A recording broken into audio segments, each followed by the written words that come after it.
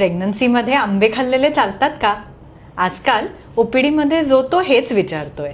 नमस्कार, मी डॉक्टर मानसी नारळकर. आंबा हे एक उत्तम फळ आहे. Vitamin A, vitamin C, fibre असे अनेक उत्तम न्यूट्रियंट्स त्याच्यात आहेत. त्यामुळे हो, प्रेग्नन्सीमध्ये आंबा खाल्लेला चालतो. पण याला काही अटी आहेत बरं का. आंबा हा फळ म्हणून खा.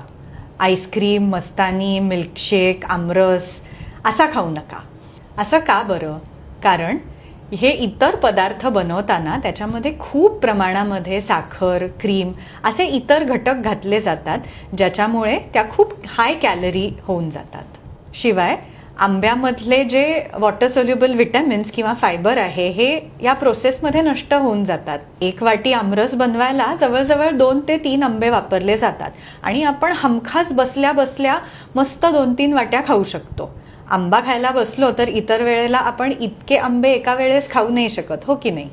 बेसिकली कोणत्याही गोष्टीचा अतिरेक चांगला नाही. थोड्या प्रमाणामध्ये इतर फळांसारखा आंबाही चांगलाच आहे. ज्या ऋतूमध्ये तो पिकतो त्या ऋतूमध्ये नक्की खावा. शिवाय तुम्हाला जर जेस्टेशनल डायबेटीस असेल, म्हणजे प्रेग्नन्सीमुळे झालेला मधुमेह असेल, तर आंबा खाणं टाळावं किंवा तो कमी प्रमाणात खावा. चला, आता हा रील आपल्या माहितीतल्या सगळ्या प्रेग्नंट बायकांना पाठवूयात.